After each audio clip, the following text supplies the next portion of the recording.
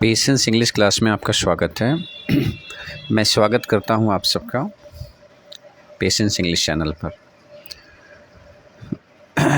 आज की पोएम है द रोड नॉट टेकन। इसको हम लोग पढ़ेंगे। रॉबर्ट फ्रॉस्ट ने इसको लिखा हुआ है। इसकी मैंने एक्सप्लेनेशन हिंदी में अपलोड किया हुआ है। टुडे आज हम लोग इसको इंग्लिश में सीखेंगे। Now let us start. The poem Road Not Taken has been composed by Robert Frost, who was an American poet. He was born in 1872 and he died in 1963. He is called a humorist, poet, and interestingly, he left America in 1912 and he settled in Britain in the same year. Unfortunately, the First World War broke out in 1914 and he has to return to America because of the war. Actually, today's poem, The Road Not Taken, has a direct connection with the World War First. Why? Why I'm telling this? Because Robert Frost, as I told you, had settled in England in 1912. He has to come back to America because the World War first started.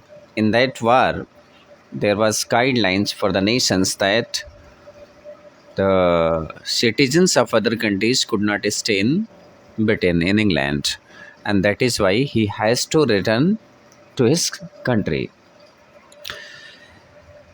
This poem was actually written and composed in 1915, and this poem was published in the Atlantic Monthly. Please note down, there was a magazine called Atlantic Monthly.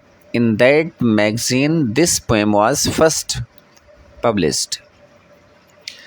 And let you know that this poem was again republished in 1916. There was a poem collection that was published by Robert Frost in 1916. It was called Mountain Interval. Mountain Interval. This is the collection of poem. It is the name of the publication, which was collection of poems by Frost, and it was published in 1916. So firstly it was published in 1915 and second time it was published in 1916. This should be remembered, this should be noted by you all. And first we will discuss a little bit about the poem and then we will go on further. There is one word in stanza number 3rd, line number 3rd, kept. Oh, I kept the road for another day. Kept word was added in this line in 1916. Before kept there was a word marked, M-A-R-K-E-D. At the place of kept, the word, originally the word was marked, but in the republication in 1916, the new word kept was added at the place of marked. This should be noted by you all. Why? Because sometimes in the interview, in the question papers, in the competitive exams, such type of questions are asked. So remember this point. Next point is that this poem is a narrative poem. You might be knowing what a narrative poem is. A poem that narrates a story. Such type of poem is known as a narrative poem. This poem, The Road Not Taken, tells us that poet Robert Frost, once like a traveler, started his journey. He reached at a point where the road was diverged off, where the road was branched off, where the road turned into Y-shaped.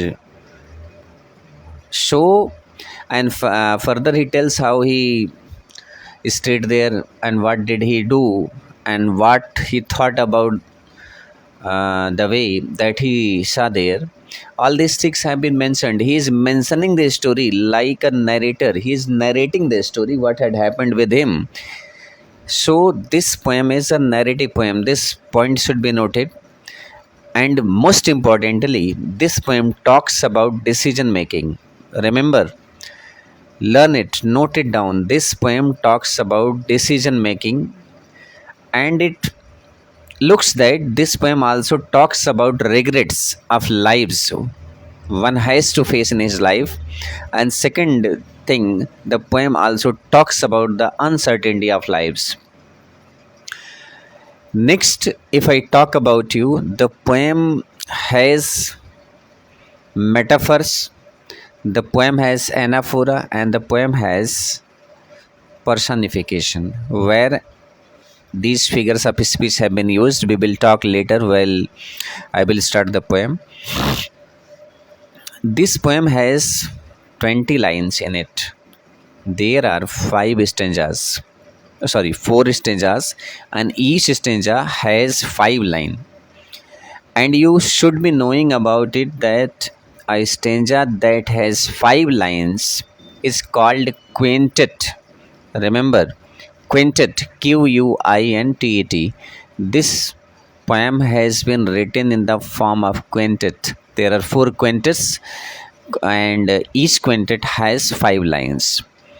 Secondly, the rhyme scheme of this poem is AB, AAB. The rhyme scheme. What is rhyme scheme? The last word the last word of the line that collaborates, that ends with the last word of the second line, that creates a rhyme, that creates a rhythm. So that is known as rhyme scheme, and rhyme scheme of this poem is AB, AAB.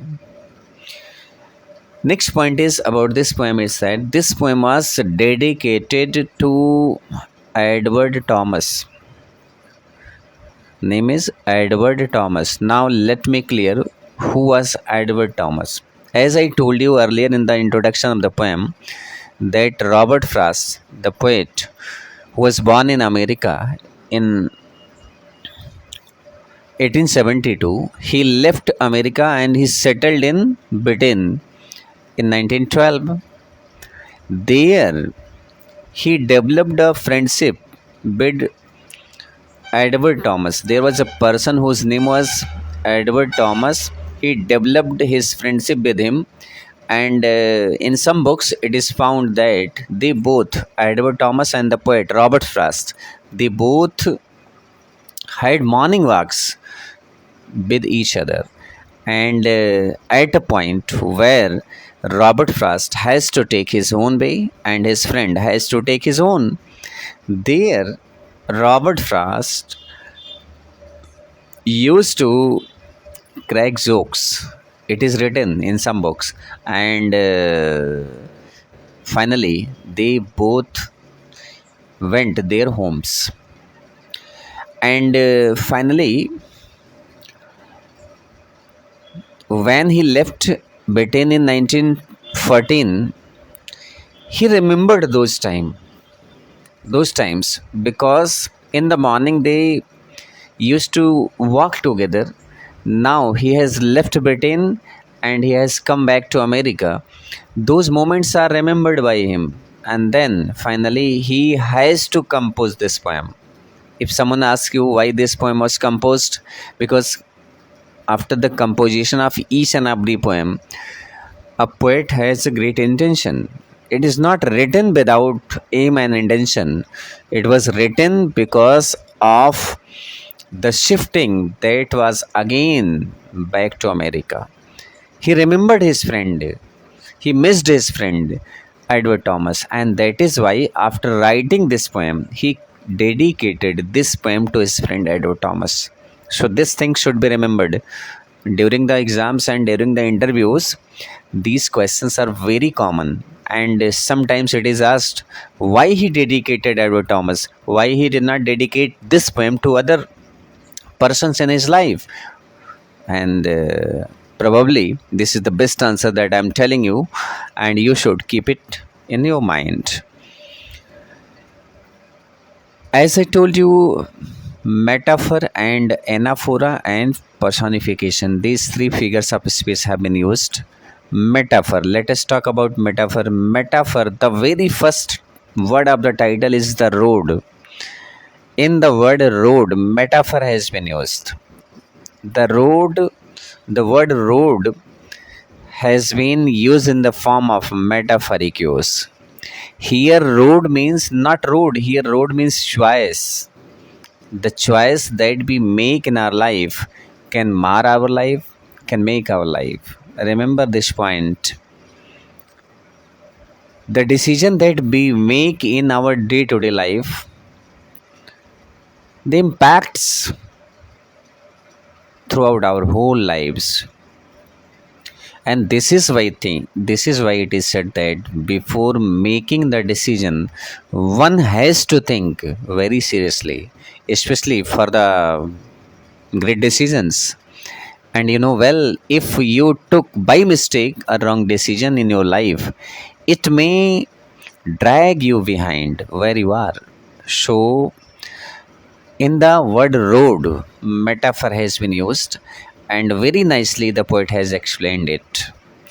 Anaphora, look at line number second, third, and fourth.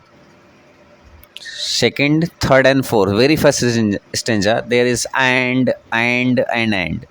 These three lines, line number second, third, and fourth, these three lines have been started with the same word and. There is anaphora because repetition of the same word or the phrase or the line once already written, if it comes again further in the poem, that is known as anaphora.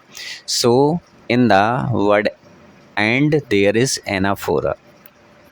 Next one is important part, that is personification. Look at the word there, stanza number second, line number third, because it was grassy and wanted wear. It was grassy and wanted wear. Look here, here. Because it was grassy and wanted wear. In the word wanted wear, wanted माने चाहता था, wear माने पहनना. But the poet says that the way number two was claiming better that people should come and walk on it. How a way that is non-living thing can claim that passengers should come and walk on it? This is why the way has been personified and has been used as a living being, and this is why there is personification. And one more line is there that you can say that there is personification in the line that I'm telling you. In the leaves no step had trodden black, yet knowing I doubted if should I come back, had warned them really about the same, though for that passing there. Where is the line? Let me tell you. And having perhaps the better claim, stanza number second, line number two, and having perhaps the better claim, how can a path, a way can claim? It is not possible because way is itself a non-living thing. So way has been personified. In the word way, there a human sense has been given, and this is why there is personification. So it was the very brief introduction of the poem. And one more thing is seen, imagery. A very nice imagery has been created in the poem. So uh, explanation is to be needed of this poem. Now let me tell you what I told you in the starting of the video. That is important, and now let me explain it in line to line. Two roads diverged in a elude. Here in the poem, the poet says that there were two roads Those two roads were diverged, were branched off in a yellowwood. Here the word yellowwood means the road that was branched off in the wood. The wood was looking yellow, means the trees in the forest has turned yellow. Their leaves has turned yellow, means it was autumn season and the leaves of the trees had gone into yellow color, because during the time of autumn the leaves of the trees turned yellow and finally they shed their leaves and new leaves come up on them. So the poet says that it was the autumn season, the leaves of the trees in the forest had turned yellow, and there the road has turned. There the road has branched off. There the road has turned into two ways. Line number two. And sorry, I could not travel both. The poet says that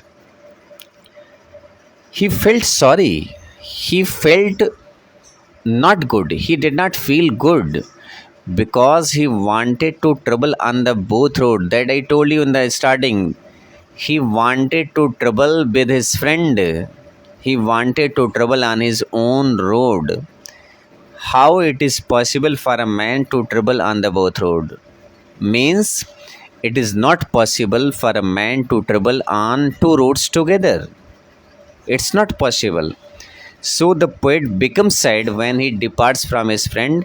The friend, Edward Thomas, goes to his own house and the poet goes to his own. And this is why, at the time of departure, the poet becomes sad. Why the word sorry has been used? Suppose you are traveling, you got away, the ways branched off, and unfortunately, if you do not travel on one road and that is useless for you, how can you be sorry for that? Think about it. The poet is being sad. Why? Because he departs from his friend, and that is why he says that he is very sad because he is unable to travel on the both road. And being one traveler, long I stood. He says that he is like a traveler there. He was standing at the point like a traveler. Long I stood, long he stood. Means he stood long. He stood there for a long time and looked down one as far as I could. He says that he observed the way as far as he could. He opened his eyes well and he looked at the path. He observed the path till he could see and to where it bent in the undergrowth, where the way had turned into the undergrowth. Means, according to the poet, once he was traveling, he got a way that was branched off, and he could not travel on the both road, and that is why he felt sad. And like a traveler, there he stood for a long time. And when he looked, he found that the road was turned, the road was branched off into the undergrowth, into the grass that are found under the trees in the forest. I hope you have got stanza number one. Now let us move. Then took the other, just as fair. Now, after looking at the first way, the poet looked at the second way, and he found the way was completely fair, nicely fair, and having perhaps the better claim. Way number second, remember this point. It is for class 9 student and it is for competitive exams also. Remember this point. The way number second was having a better claim. Way number second was more clean. It was not so grassy, it was not so uncleaned. It was very clean and it was looking like people had come and had gone on it. People had walked on it. It looked, and because it was grassy and wanted where it was a little bit grassy, it was full of grass, and it looked that it is claiming that people should come and walk on it. Though as for that, though as for that, the passing there had warned them really about the same. As per the poet, people passing from there had walked on the both ways equally. People passing from there had walked on the both way equally. People had not differentiated between the two ways. Means the both way number one and way number two were used almost in the same way. People had not varied the way. Means that two ways. Next line, stanza number third. And both that morning equally lay in no leaves, means in leaves no step had trodden black. As per the poet says that it was morning time. As I told you, they used to walk in the morning. It was morning time, and people hadn't come till the time, and leaves fallen on the way were not disturbed, were not crushed under the feet of the passengers. So both that morning equally lay, means both the way were looking as same that morning. It means people hadn't come, passengers hadn't come, travelers hadn't come, and they hadn't walked. And if people or passenger come and walk upon the way, the leaves already fallen gets trodden black, means because of the crushing of the feet of the passengers, the leaves turned black, the leaves turned. Oh, I kept the first for another day. Poet wanted to walk on the first way also, but it was not possible for him to walk on the both ways, and this is why he says that he has reserved the way number one for some day. Yet knowing how way leads on to way, the poet was knowing that one way leads to another way. If you are walking, if you are driving, if you are going somewhere and you are taking the help of a way, that way connects you, leads you to another way, and that second way leads you third way, fourth way. In that way, one road connects you to the second connects you to the third. So the poet knew that one way connects him or any passenger to the next, and there was very little chance that someday he will be back to come, and he will be walking on way number one. Way number one means first way. I doubted if I should ever come back. I told you already that there was doubt in his mind that he would not come again there at that point, and he could travel on the way number one. What I am telling you, remember, it looks that it is the last day. It is the last day when they are walking together.